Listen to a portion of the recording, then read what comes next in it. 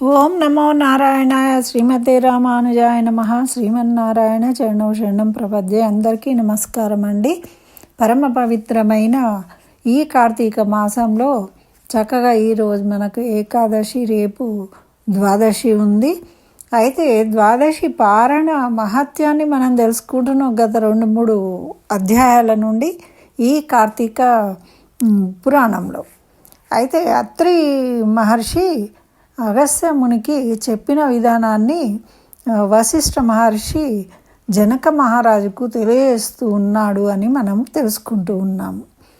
అయితే ప్రతిసారి మహర్షుల పేర్లు ఎందుకు చెప్పుకోవాలి అంటే, మనం అలా ఉచ్చరించడం వల్ల మనకు ఎవరికి చెప్పారు అనేది మనము తలుచుకోవాలి. తలుచుకోకుండా ఎప్పుడు కూడా మనము కథలను వినకూడదు.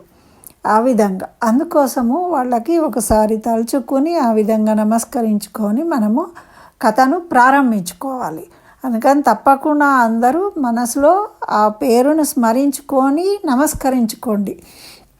అయితే అంబరీష మహారాజు ద్వాదశి పారణ చేయడము, ఆ దూర్వాసముని రావడము, ఆయన సమయానికి రాకపోవడము, ఆయననేమో శాపం ఇవ్వడము, దాన్ని శ్రీ మహావిష్ణువు తాను స్వీకరించడము తన భక్తుడి కోసం.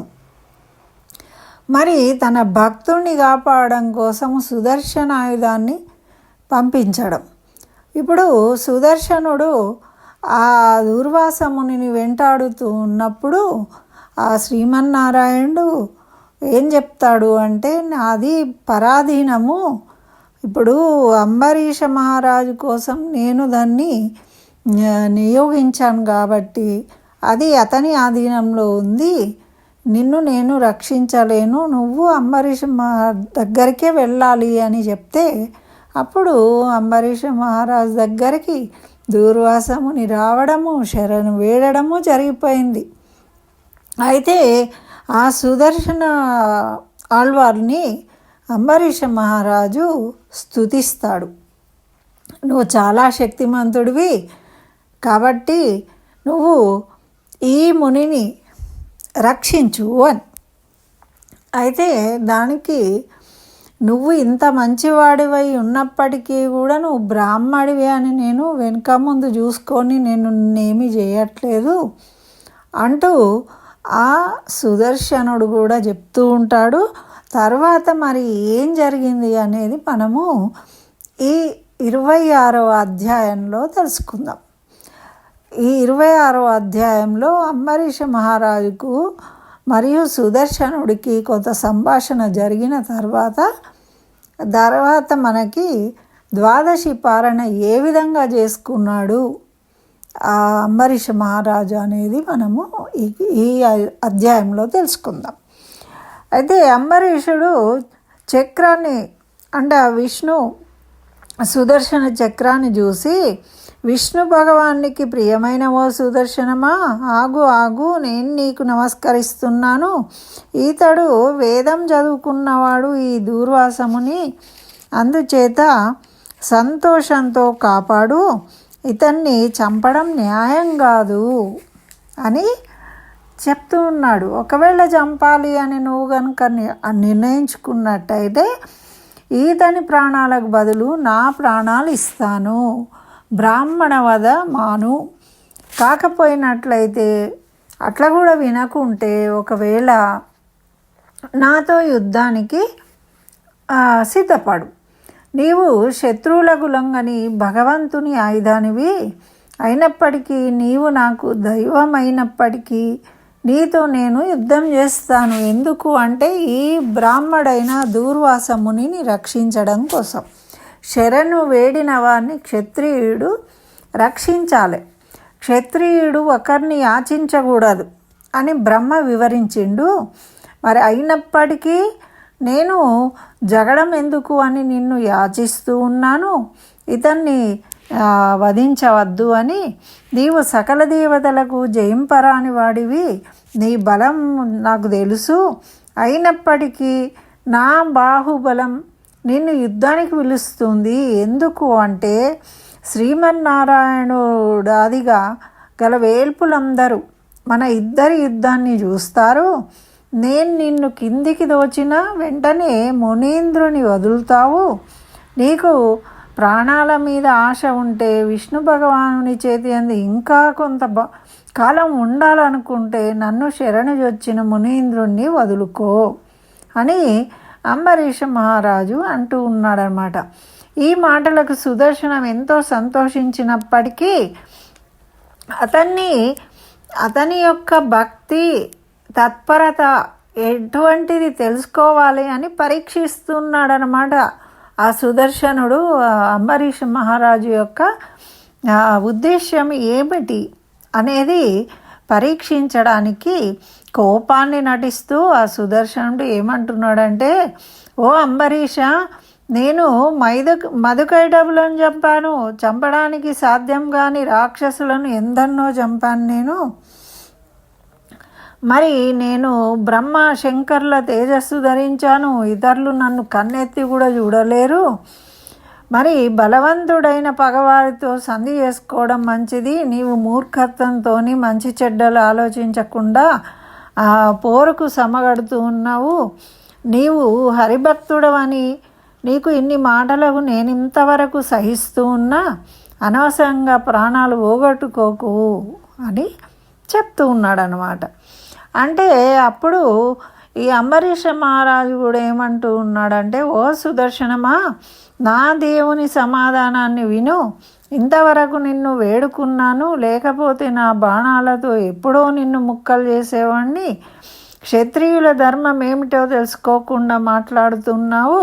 శరణన్న వారిని విడిచిపెట్టడం మా వంశంలో లేదు. బ్రాహ్మణుల మీద, స్త్రీల మీద, గోవుల మీద ఇంతవరకు నేను బాణం ప్రయోగించలేదు.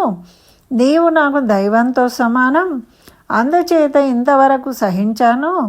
నీవు దైవత్వాన్ని విడిచిపెట్టి క్షత్రియ ధర్మానికి సిద్ధపడితే బలాబలాలు తేల్చుకుందాము, యుద్ధానికి రా అంటూ బాణం తీశాడట. ఆ దూర్వాసమునిని తన వెనుకకు రప్పించుకొని ఆయన ముందుకు అంబరీష మహారాజు వచ్చేసి యుద్ధానికి సిద్ధపడుతూ ఉన్నాడు. అప్పుడు ఆ సుదర్శనం దేవరూపం ధరించి, రాజా, నిన్ను కాపాడమని శ్రీమన్నారాయణుడు నన్ను పంపించాడు. నిన్ను శరణుజొచ్చిన ఈ మునిని విడిచిపెడుతున్నాను అంటూ కాళ్ళ మీద పడ్డాడట. అప్పుడు అంబరీషుడు నొచ్చుకుని సుదర్శనుని లేవనెత్తి, నీకు నాకు ఏనుగుకు దోమకు ఉన్నంత భేదముంది. నీ చేతిలో మరణించడానికే యుద్ధానికి దిగాను. రాక్షస సంవారివి, నీ బలం నాకు తెలియబోలేదు. మరి నీలో ఉంది విష్ణువంశ, అందుకని నీకు నమస్కారం, నన్ను క్షమించు అంటూ సాష్టాంగపడ్డాడు ఈ అంబరీష మహారాజు. ఇట్లా సుదర్శనుడు అంబరీషుణ్ణి లేవనెత్తి నీకు మేలు కలుగుతుంది అంటూ దీవించి అదృశ్యమైపోయాడనమాట. అప్పటికి అయిపోయింది. అప్పుడు ద్వాదశి పారాయణం చేయాలి. మరి విష్ణు చక్రం అంతర్ధానం అయిపోయింది. అంబరీషుడు పాపరహితుడైన దూర్వాస మునీంద్రునికి సాష్టాంగ నమస్కారం చేసిండు. ఇది గమనించుకోవాలి. మనను శరణు జొచ్చినప్పటికీ బ్రాహ్మడు పెద్దవాడు, ఆయన సాష్టాంగ నమస్కారం చేసిండు మహారాజా అయినప్పటికీ కూడా. అయితే చేసి తర్వాత, మునీంద్ర, పాపపు మడుగులో పడిపోతూ ఉన్న గృహస్థుడైన నన్ను మన్నించి నా అతిథి సత్కారాలు స్వీకరించు. మీరు తిరిగి నా గృహానికి రావడం వల్ల నేను రక్షింపబడ్డాను.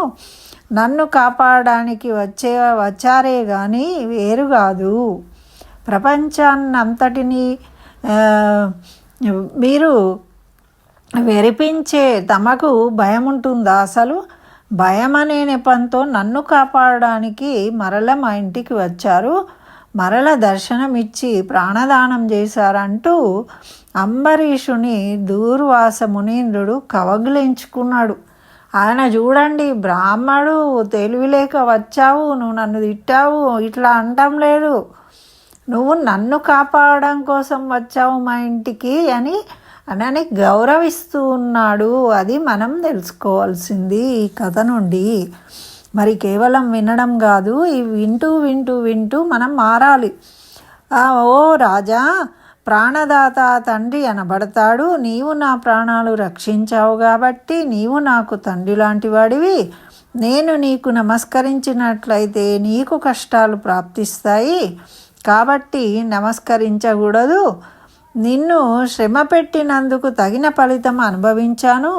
నా కష్టాన్ని బ్రాహ్మణ శక్తి గల నీవు తీర్చావు. నీతో నిస్సంశయంగా భోజనం చేస్తాను అని అప్పుడు అతనితోని కలిసి భోజనం చేసిండు. మరి ధర్మజ్ఞుడైన దూర్వాసుడు దయాళుడు కర్మములు ఎరిగినవాడు విష్ణు భక్తుడు అయిన అంబరీషుణ్ణి పరీక్షించాలనే ఈ ప్రయత్నం చేశాడు. అతని భక్తిని నిరూపించి అతనిని పొగిడి వెడిలిపోయాడనమాట. అప్పుడు అంటే ఈ కార్తీక మాసంలో ఏకాదశి ద్వాదశి సకల యజ్ఞ ఫలాన్ని ఇస్తుంది, సకల దానాల ఫలితాన్ని ఇస్తుంది, పుణ్యతీర్థాలన్నింటా స్నానం చేసిన ఫలితాన్ని ఇస్తుంది. ఎవరు కార్తీక శుద్ధ ఏకాదశి నాడు ఉపవాసం చేసి రాత్రి జాగారం చేసి ద్వాదశి నాడు బ్రాహ్మణులకు దానాలు చేసి భక్తితో పారాయణ చేస్తారో అతని సకల పాపాలు నశిస్తాయి. కార్తీకంలో మరి అదేవిధంగా విష్ణువల్లభ అయిన ద్వాదశి ఉన్న కొంచెమున్నా సరే ఉత్తమ లోకాలు పొందగలిగే వాళ్ళు విష్ణు భక్తులు ద్వాదశిని విడవకుండా పారాయణ చేయాలి.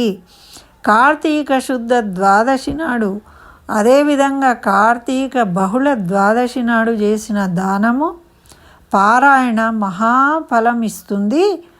ఈ ఉపాఖ్యానం శ్రద్ధాసక్తులతో వినినవారు అన్ని పాపాల నుండి తొలగిపోయి పుత్ర పౌత్రాదులతో సకల సుఖాలు అనుభవిస్తారు, ఉత్తమ గతిని పొందుతారు అని అత్రి మహర్షి అగస్త్యునకు వివరించాడు అని వశిష్ఠ మహర్షి జనక మహారాజుకు తెలియజేస్తూ ఉన్నాడనమాట.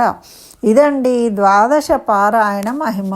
మరి ద్వాదశ పారాయణ ఇప్పుడు అంబరీష మహారాజు జలాన్ని స్వీకరించి ద్వాదశ పారాయణ చేసిండు.